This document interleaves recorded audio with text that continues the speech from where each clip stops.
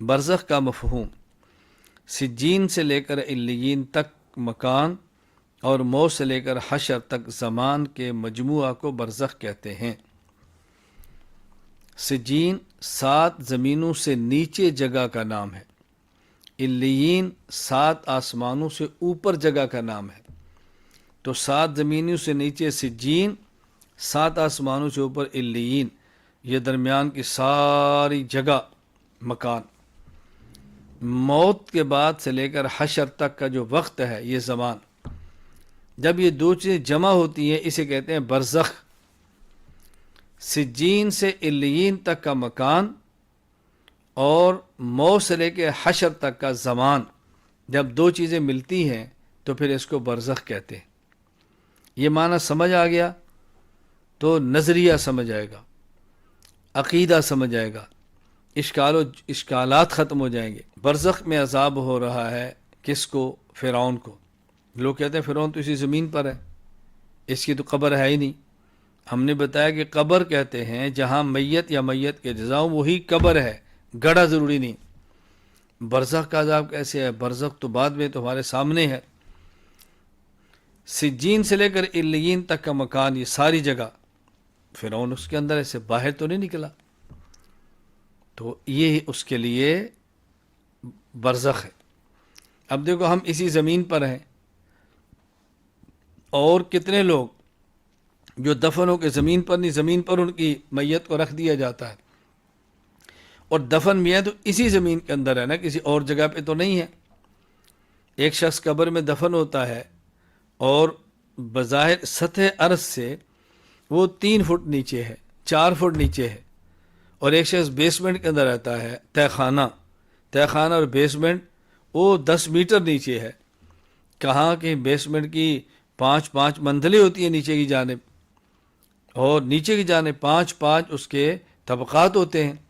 اب آپ بتائیں، وہ تو میت سے بھی نیچے ہے، وہ برزخ میں نہیں ہے اور یہ برزخ میں ہے۔ کیوں؟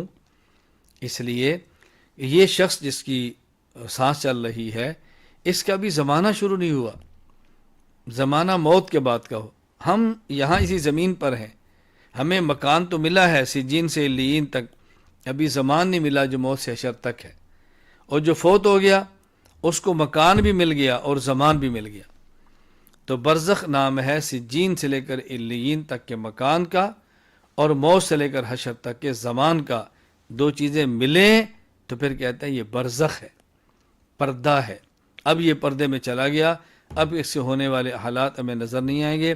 اس کو ثواب بھی ہوگا، عذاب بھی ہوگا، چیخیں بھی نکلیں گی اگر کافر ہے، راحت بھی محسوس کرے گا مومن ہے، لیکن ہمیں نظر نہیں آگا۔ کیوں؟ یہ برزخ اور پردے کے اندر چلا گیا ہے۔ قبر میں حیات، موت کے بعد قیامت سے پہلے قبر اور برزخ میں مردے کے جسم سے روح کا اتنا تعلق قائم کر دیا جاتا ہے جس کی وجہ سے اسے ایک قسم کی حیات ملتی ہے۔ قبر کی حیات نظر نہ آنے والی مخفی حیات ہوتی ہے، نہ آنکھ سے نظر آتی ہے اور نہ ہاتھ لگانے سے محسوس ہوتی ہے۔ قبر میں انسان کو حیات ملتی ہے، جیسے کہتا ہے نوع من الحیات، معمولی حیات۔ توجہ رکھنا، عام انسان کی بات ہو رہی ہے، نوع من الحیات، انبیاء علیہ السلام کی نہیں۔ اسے کہتے ہیں اتنی حیات قدر ما یتلذذ و یتألم۔ مومن ہے اور نیک ہے تو لذت محسوس کر سکتا ہے، کافر ہے یا فاسق ہے تو الم اور دکھ محسوس کرتا ہے۔ اتنی سی حیات اس کو ملتی ہے قبر میں، یہی اس کی قبر والی حیات ہے۔ اور یہ قبر والی حیات مخفی ہے، اس دنیا والے بندے کو نظر نہیں آ رہی۔ تو ہمیں نظر نہ آنے کا معنی کہ حیات ہی نہیں ہے، اللہ تعالیٰ کی ذات نظر نہیں آتی تو کیا ہم کہہ دیں کہ اللہ ہی نہیں ہے کہ نظر نہیں آ رہا؟ دنیا میں کتنی چیزیں نظر نہیں آتی لیکن اس کو مانا جاتا ہے، اسی کا نام ایمان بالغیب ہے۔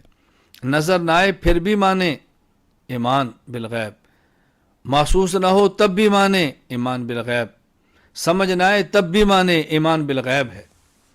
تو قبر میں حیات موجود ہے لیکن وہ حیات مخفی ہے، حیات نوع من الحیات ہے، قدر ما یتلذذ و یتألم ہے، اور وہ حیات نظر نہ آنے والی حیات ہے جس پر اعتقاد رکھنا ایمان کا حصہ ہے۔ قبر میں سوال و جواب، مردے سے قبر میں سوالات کے لیے دو فرشتے منکر اور نکیر آتے ہیں۔ وہ انسان کو بٹھاتے ہیں اور تین سوال کرتے ہیں، من ربک، تیرا رب کون ہے، من نبیک، تیرا نبی کون ہے، ما دینک، تیرا دین کیا ہے۔ مومن ان تینوں سوالات کے جوابات دے دیتا ہے، جبکہ کافر جوابات نہیں دے سکتا۔ جب میت کو قبر میں دفنا دیا جاتا ہے، اس کو قبر میں بٹھایا جاتا ہے، اس کی روح کا تعلق جوڑا جاتا ہے، پھر اس میت سے سوال ہوتے ہیں۔ مومن ہے تو جب سوال ہو من ربک، تیرا رب کون ہے، کہتا ہے ربی اللہ، میرا رب اللہ ہے۔ من نبیک، تیرا نبی کون ہے، جواب دیتا ہے نبی محمد صلی اللہ علیہ وسلم۔ پوچھا جائے ما دینک، تیرا دین کیا ہے، جواب دے گا دینی الاسلام، میرا دین اسلام ہے۔ پھر اس کے لیے تحت نگاہ قبر کھل جاتی ہے، جنت کا لباس دیا جاتا ہے، جنت کا بچھونا دیا جاتا ہے، جنت سے خوشبو اور ہوا اس کے لیے کھول دی جاتی ہے۔ اللہ اکبر، جنت کا دروازہ کھل جاتا ہے۔ جب کافر ہے کہتا ہے مجھے کچھ نہیں پتا، لوگ دنیا میں جو کہتے تھے میں سنتا تھا، باقی مجھے کچھ نہیں پتا۔ اس کو جہنم کا لباس دیا جاتا ہے، اس کو جہنم کا بچھونا دیا جاتا ہے، جہنم کا دروازہ کھولا جاتا ہے، جہنم گرمی اور تپش اس کے پاس آتی ہے، اس پر آگ پیش ہوتی ہے، یہ اس کے لیے پھر قبر میں عذاب ہوتا ہے۔ تو قبر میں روح و جسم کا تعلق بھی ہے۔ قبر میں اچھا ہے تو ثواب ہے، برا ہے تو عذاب ہے۔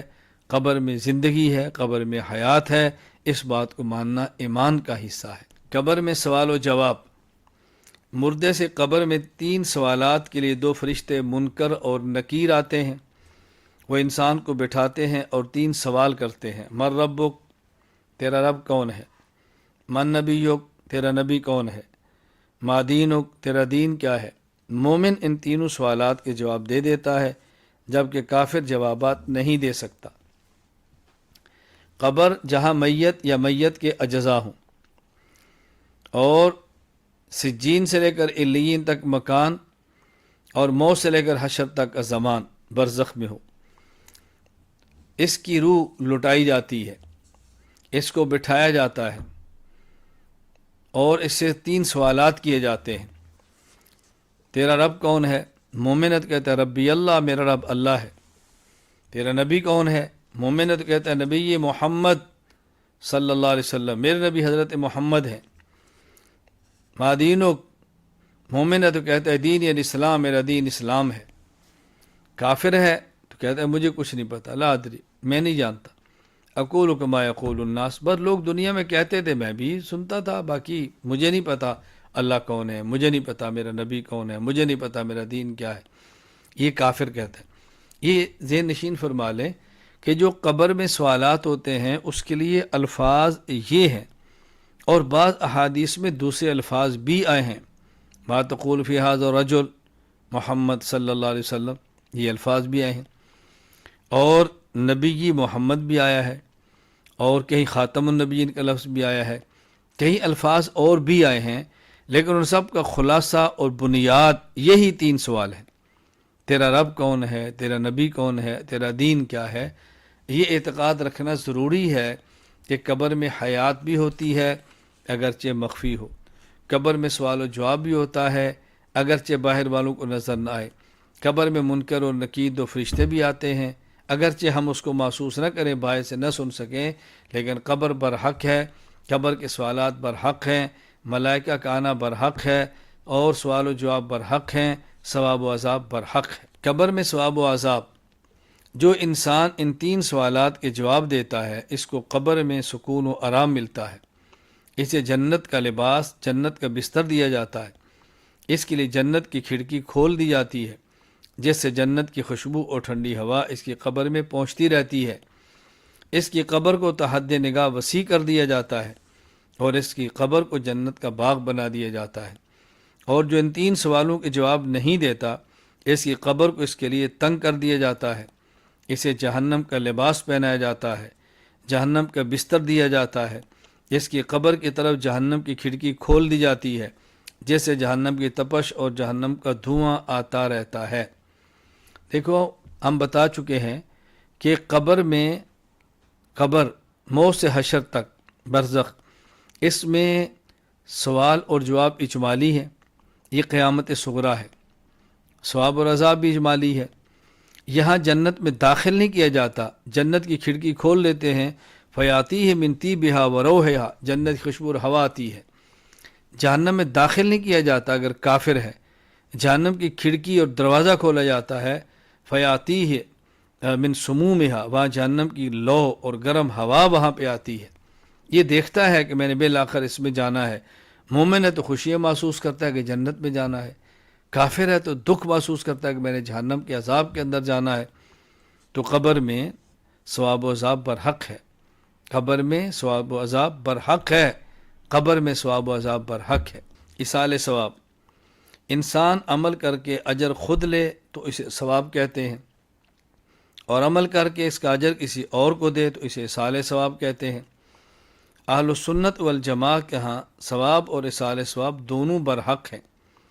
اگر کوئی زندہ مسلمان صحیح العقیدہ شریعت کے مطابق اخلاص کے ساتھ کسی زندہ یا مردہ شخص کے لیے جو مسلمان صحیح العقیدہ ہو دعا کرے، بدنی یا مالی نفلی عبادت کر کے اجر و ثواب میت کو دینا چاہے تو اللہ پاک اس کا ثواب میت کو عطا فرما دیتے ہیں۔ کوئی عمل کرنا ثواب خود لینا، کوئی عمل کرنا اجر خود لینا ثواب ہے، عمل کرنا اجر کسی اور کو دینا یہ ایصال ثواب ہے، اور یہ اللہ کا کرم کا معاملہ ہے، یہ نظام کرم ہے، قانون کرم ہے، قانون عدل نہیں ہے۔ دیکھیں، اگر کوئی شخص گناہ کرے اور کہ میرے اس گناہ کا عذاب فلاں کو دے، اللہ نہیں دیتے۔ کوئی نیک عمل کرے اور نفلی عبادت کرے، یا اللہ اس کا اجر فلاں کو دے، اللہ دے دیتے ہیں۔ یہ اللہ کا قانون کرم ہے کہ اللہ تعالیٰ انسان کو موت کے بعد پیچھے سے آنے والے ایصال ثواب کو عطا فرماتے ہیں۔ تو ایصال ثواب کا عقیدہ برحق ہے۔ قرآن کریم کی تلاوت کریں، درود پاک پڑھیں، یا کوئی اور ذکر اذکار کریں، نفل پڑھیں، صدقہ خیرات دیں، مسجد بنوا دیں، کوئی بھی ایسا نیک عمل کریں اور اس کا اجر کسی کو دینا چاہیں تو اللہ اس کا اجر عطا فرما دیتے ہیں، خواہ زندہ کو دیں، خواہ فوت ہو چکا اس کو دیں، حیٌ یا میتٌ، اللہ ہر کسی کو اس کا اجر اپنے کرم سے پہنچا دیتے ہیں۔ یہ ایصال ثواب ہے۔ قیامت کبریٰ، اللہ تعالیٰ جب اس عالم کو فنا کرنا چاہیں گے تو جناب حضرت اسرافیل علیہ السلام کو حکم ہوگا، وہ سور پھونکیں گے جس کی آواز شروع میں نہایت دھیمی اور سریلی ہوگی، جو آہستہ آہستہ بڑھتی چلی جائے گی، جیسے انسان، جنات، چرند پرند سب حیرت کے عالم میں بھاگنے لگیں گے۔ جب آواز کی شدت اور بڑھے گی تو سب کے جگر ٹکڑے ٹکڑے ہو جائیں گے، پہاڑ ریزہ ریزہ ہو کر روئی کی طرح اڑنے لگیں گے، آسمان پھٹ جائے گا، ستارے جھٹ جائیں گے، سارا عالم فنا ہو جائے گا۔ پھر اللہ تعالیٰ کے حکم سے حضرت اسرافیل علیہ السلام پر بھی موت آ جائے گی، اللہ تعالیٰ کی ذات کے علاوہ کوئی چیز باقی نہیں رہے گی۔ کچھ عرصہ بعد اللہ تعالیٰ اسرافیل کو زندہ کر کے دوبارہ سور پھونکنے کا حکم دیں گے، جس سے پورا عالم ایک بار پھر وجود میں آ جائے گا اور مردے قبروں سے اٹھیں گے۔ یہی قیامت کا دن ہوگا۔ ہر بندے کو بارگاہ الہی میں پیش ہونا ہوگا، رب کے سامنے آ کر ہم کلام ہونا پڑے گا، درمیان میں کوئی ترجمان نہیں ہوگا۔ دنیا میں کیے ہوئے سب اعمال سامنے ہوں گے، ان کے بارے میں جواب دہی ہوگی۔ انسان کا ہر عمل اللہ تعالیٰ کے علم، لوح محفوظ اور کرام کاتبین کے دفتر میں محفوظ ہوگا۔ زمین انسان کے ہر قول و فعل کو ریکارڈ کر رہی ہے، زمین انسان کے ہر قول و فعل کو محفوظ کر رہی ہے۔ قیامت کے دن وہ سب کچھ اگل دے گی اور گواہی دے گی کہ اس انسان نے فلاں وقت اور فلاں جگہ یہ کام اچھا یا برا کیا تھا۔ انسانی اعضاء جوارے کو بھی اس دن زبان مل جائے گی جو انسان کے حق میں یا اس کے خلاف بولے گی۔ اس دن نبی اکرم صلی اللہ علیہ وسلم شفاعت فرمائیں گے۔ آپ صلی اللہ علیہ وسلم کے پیروکاروں کو یہ سعادت نصیب ہوگی، گمراہ اس سے محروم رہیں گے۔ قیامت کا دن دنیا کے دنوں کے اعتبار سے 50,000 سال کا ہوگا۔ اس دن ایک ترازو قائم ہوگا جس کے ذریعے اعمال تولے جائیں گے۔ جہنم کی پشت پر پل صراط قائم ہوگا جو بال سے زیادہ باریک اور تلوار سے زیادہ تیز ہوگا، اس کی مسافت 1500 سال کی ہوگی، ہر شخص کی رفتار اس کے اعمال کے مطابق ہوگی۔ اس دن موت کو ایک دمبے کی شکل میں لا کر ذبح کر دیا جائے گا۔ قیامت کی علامات صغریٰ یعنی چھوٹی نشانیاں۔ علامات صغریٰ سے مراد وہ علامتیں ہیں جو حضور صلی اللہ علیہ وسلم کی پیدائش سے لے کر حضرت مہدی علیہ رضوان کی آمد تک وقوع پذیر ہوں گی۔ ان میں سے کچھ علامات ظاہر ہو چکی ہیں اور کچھ باقی ہیں۔ یعنی قیامت کی دو قسم کی علامات ہیں، بعض علامات صغریٰ چھوٹی علامات، بعض علامات کبریٰ یعنی بڑی علامات۔ اب ان میں فرق کیا ہے؟ علامات صغریٰ کن علامات کو کہیں گے، علامات کبریٰ کن علامات کو کہیں گے، چھوٹی علامات کون سی کہلائیں گی اور بڑی علامات کون سی کہیں گی، قیامت کی چھوٹی نشانیاں کون سی ہے، قیامت کی بڑی نشانیاں کون سی ہے۔ تو حضور اکرم صلی اللہ علیہ وسلم سے لے کے حضرت مہدی رضی اللہ عنہ کی پیدائش تک ان علامات کو قیامت کی علامات صغریٰ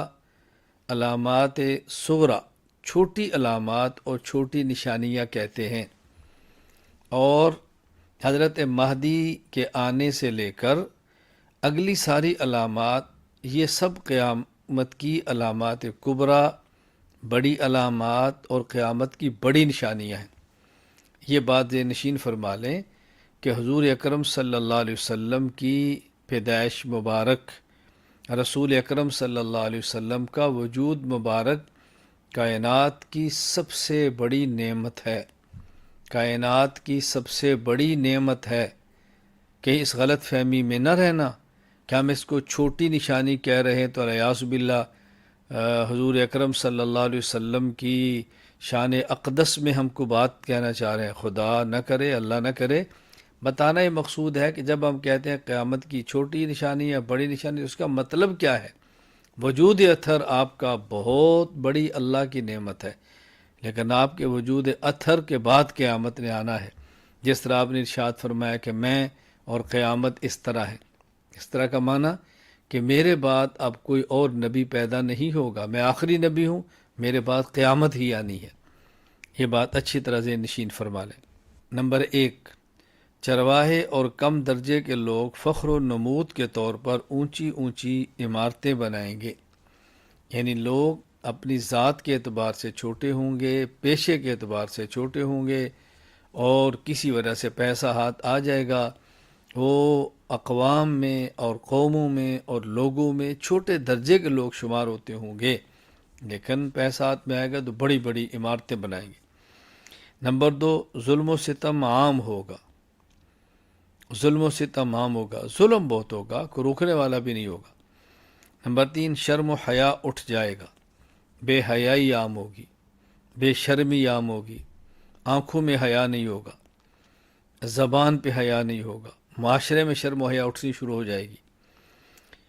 نمبر 4، شراب کو نبیذ، سود کو خرید و فروخت اور رشوت کو ہدیہ کا نام دیا جائے گا۔ نبیذ کھجوریں رات کو پانی میں بھگو دیں اور صبح وہ کھجور کا پانی میٹھا، اسے کہیں گے نبیذ۔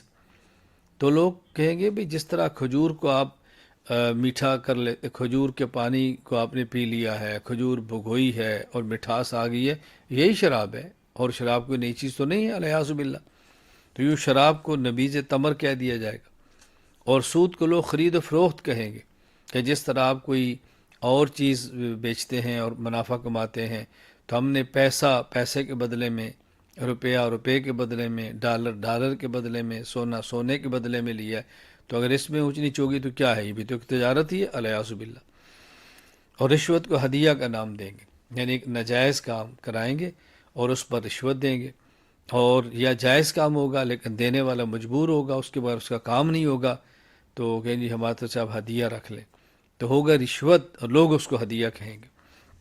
نمبر 5، علم اٹھ جائے گا اور جہل زیادہ ہو جائے گا، علم کم ہو جائے گا، علم نہیں رہے گا، جہالت عام ہو جائے گی، اور سب سے بڑا ظلم یہ ہے کہ جاہل بھی خود کو اہل علم سمجھیں گے۔ نمبر 6، سرکاری خزانوں کو حکومتی لوگ لوٹیں گے۔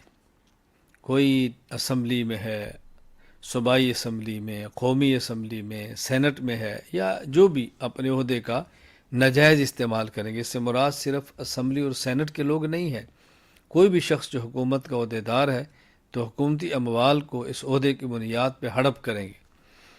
نمبر 7، زکوٰۃ کو ٹیکس سمجھا جائے گا، یعنی جس طرح کوئی انسان ٹیکس دے تو خود کے اوپر بوجھ محسوس کرتا ہے، اسی طرح لوگ اللہ کے نام پر زکوٰۃ دینے کو بھی بوجھ محسوس کریں گے۔ نمبر 8، دین کو دنیا کے لیے استعمال کیا جائے گا۔ کوئی انسان دین کا سبق دیتا ہے، مقصود دنیا ہے، علم پڑھاتا ہے، مقصود تنخواہ ہے، کوئی بیان کرتا ہے، مقصود کمانا ہے، قرآن کریم کی تلاوت کرتا ہے، مقصد پیسہ ہے، نعت پڑھتا ہے، مقصد پیسہ ہے، تو یہ مقصد دنیا کو بنا لیا جائے گا۔ ہاں، اگر کوئی شخص سبق پڑھاتا ہے اور اس کا کوئی ذریعہ معاش نہیں ہے اور وہ اس لیے پیسے لیتا ہے، اگر میں معاش کے لیے تنخواہ نہیں لوں گا تو مجھے دین کا کام چھوڑ کر دنیا کے کام میں لگنا پڑے گا، میری مجبوری ہے، تو یہ بات بالکل الگ ہے۔ یہ نہ سمجھا جائے کہ مؤذن کے لیے تنخواہ لینا، امام کے لیے تنخواہ لینا، دین پڑھانے والے کے لیے تنخواہ لینا کہ وہ بھی دنیا کے لیے ہے اور یہ اس کے اندر شامل ہے، ہرگز ایسی بات نہیں۔ ایک ہے دین کی خدمت کرنا اور کوئی اور ذریعہ معاش نہ ہونا اور مجبوری اور ضرورت کی وجہ سے معاوضہ لے لینا، یہ الگ بات ہے، اور ایک یہ ہے کہ دین بیان کرنے سے، دین پڑھانے سے مقصود دنیا ہو، یہ بات الگ ہے۔ دونوں میں فرق اچھی طرح سے نشین فرما لیں۔ نمبر 9، شوہر بیوی کی اطاعت کرے گا اور ماں کی نافرمانی کرے گا، یعنی ایک ایسا حق جو ماں کا ہے اس کو چھوڑ دے اور اس کے بدلے میں بیوی کی سائڈ لے، یہ معنی ہے کہ بیوی کی اطاعت کرے گا اور ماں کی نافرمانی کرے گا، وگرنہ اپنی بیوی کو خوش رکھنا، بیوی کے ساتھ دل لگی کرنا، بیوی کی ضرورتیں پوری کرنا، یہ بیوی کی اطاعت اور ماں کی نافرمانی نہیں۔ ماں کا اپنا حق ہے، بیوی کا اپنا حق ہے، یعنی اپنی بیوی کی رعایت میں ماں کی نافرمانی کرے گا، یہ قیامت کی علامت ہے۔ باقی ہماری ماؤں کو بھی یہ بات سمجھنی چاہیے کہ جو بیاہ کر ہم بہو لائے ہیں، جو ہمارے گھر میں آئی ہے، ہماری بیٹی ہے، کوئی اس کا بھی حق ہے۔ بس اوقات مائیں بھی غلط طرز اختیار کرتی ہیں، ساس غلط رویہ اپناتی ہے آنے والی بہو کے ساتھ، یہ ٹھیک نہیں ہے، اس کی زندگی ہے، اس کو شوہر کے ساتھ خوش رہنے دیں، اس کو شوہر کے ساتھ رہنے کا موقع دیں، بات بات پہ اپنی بات اپنے بیٹے کو مت بنوائیں کہ تم اس کو چھوڑو اور میری بات مانو، اس کا خیال نہ کرو، میرا خیال کرو، یہ بھی ٹھیک نہیں ہے۔ ذرا ان چیزوں کو اچھی طرح سمجھنا چاہیے۔ بہرحال قیامت کی نشانی یہ ہے کہ ایک جائز خواہش ماں کی ہے، وہ پوری نہ کی جائے، اس کے مقابلے میں بیوی کی بات مانی جائے تو یہ ٹھیک نہیں، یہ ہے علامت قیامت۔ نمبر 10، دوست سے پیار کرے گا اور باپ سے بے توجہی کرے گا، یعنی عشاء کے بعد کا وقت ہے، گھر میں باپ منتظر ہے اور باپ کی بجائے دوست کے ساتھ بیٹھا ہوا ہے۔ ایک باپ کا تقاضا ہے وہ پورا نہیں کر رہا، دوست کے تقاضے پورے کر رہا ہے۔ باپ کو وقت دینا چاہیے، نہیں دے رہا، اور دوستوں کو وقت دے رہا ہے، یہ معنی ہے۔ اس کا یہ معنی ہرگز نہیں ہے کہ دوستوں کو وقت نہ دیا جائے، دوستوں کو وقت دیں لیکن والد کو ترجیح دیں، دوستوں کے ساتھ بیٹھیں لیکن باپ کا حق مقدم سمجھے، اس کو پہلے ادا کریں، بعد میں دوست ہیں، والد پہلے ہے۔ نمبر 11، ذلیل اور فاسق شخص قوم کے سردار بن جائیں گے، یعنی گھٹیا لوگ، بد کردار لوگ رعب سے، دبدبے سے، اپنی قوت اور طاقت سے سرداری کریں گے۔ نمبر 12، گانا گانے والیوں کا بول بالا ہوگا، یعنی گانے والیوں کو معاشرے میں عزت کی نگاہ سے دیکھا جائے، گانے والیوں کو پروٹوکول دیا جائے اور گانے والیوں کو بڑا اچھا سمجھا جائے، یہ قیامت کی نشانی ہے۔ نمبر 13، مسجد میں زور زور سے باتیں ہوں۔ مسجد میں زور زور سے باتیں ہونے کا مطلب یہ ہے کہ دنیا کی باتیں مسجد میں کی جائیں، یا دین کی بات پر جتنی ضرورت نہ ہو اتنا اونچا بولیں، یہ قیامت کی نشانی ہے۔ سامنے بیان سننے والے 15 بندے ہیں اور زور اتنا ہے جس طرح 1500 بندوں کے اندر لگایا جاتا ہے۔ مسجد میں نماز ہو رہی ہے اور امام کے جو مقتدی اتنے ہیں کہ وہ 5 ہیں یا 10 ہیں یا ایک صف ہے، اور لاؤڈ سپیکر لگا کر پورے مسجد میں اور مسجد سے باہر تک آواز، یہ بات ذہن نشین فرما لیں کہ مسجد میں زور زور سے باتیں کرنا یہ بھی ٹھیک نہیں ہے، اور اتنا اونچا بیان کرنا جس کی ضرورت نہ ہو یہ بھی ٹھیک نہیں ہے۔ ہاں کوئی بات ایسی ہے جو تشجیع والی ہے، غیرت والی ہے، بہادری دلانے والی ہے، کوئی شرعی بنیاد پہ برانگیختہ کرنے والی ہے، یہ بات الگ ہے۔ بلا وجہ شور شرابہ مسجد میں قیامت کی نشانی ہے۔ نمبر 14، شراب عام ہوگی۔ شراب عام ہوگی، شراب عام ہونے کا مطلب گناہ ہی نہیں سمجھا جائے گا، عیب ہی نہیں سمجھا جائے گا، دکانیں دن رات کھلی ہوگی، اور مسلمان ملکوں میں بھی ایسے ہوگا، شراب عام ہوگی۔ نمبر 15، اس امت کے آخری لوگ پہلے لوگوں پر لعنت کریں گے، یعنی پہلے جو اکابر گزرے ہیں، جو اسلاف گزرے ہیں، جو دین کی خدمت کر چکے ہیں، بعد میں آنے والے ان پر لعنت کریں گے، ان کو برا کہیں گے، ان کی صحیح تحقیقات کو رد کریں گے اپنی شہرت اور لالچ کے لیے۔ کسی مسئلے پر جو کہ اجتہادی ہے، اگر بعد والے اس اجتہادی مسئلے پر اختلاف کر لیں تو یہ الگ بات ہے، لیکن پہلو والوں کو برا بلا کہنا، لعن طعن کرنا، یہ بات بالکل الگ ہے۔ نمبر 16، مردوں میں ریشم عام ہو جائے گا۔ ریشم مردوں کے لیے حرام ہے، عورتوں کے لیے جائز ہے۔ سونے کا زیور عورتوں کے لیے جائز ہے اور مردوں کے لیے حرام ہے۔ قیامت کی نشانی یہ ہے کہ مردوں میں ریشم کا رواج ہوگا۔ نمبر 17، جھوٹ کا رواج عام ہو جائے گا۔ بات بات پہ جھوٹ بولیں گے، مزاح میں جھوٹ بولیں گے، کاروبار میں جھوٹ بولیں گے۔ اب تو اتنا جھوٹ عام ہے کہ لوگ کہتے ہیں جھوٹ کے بغیر کاروبار ہی نہیں چلتا، جھوٹ کے بغیر بزنس ہی نہیں ہو سکتا۔ الیاذ باللہ، الیاذ باللہ، حاشا وکلا، بہت غلط بات ہے۔ تو جھوٹ عام ہو جائے گا۔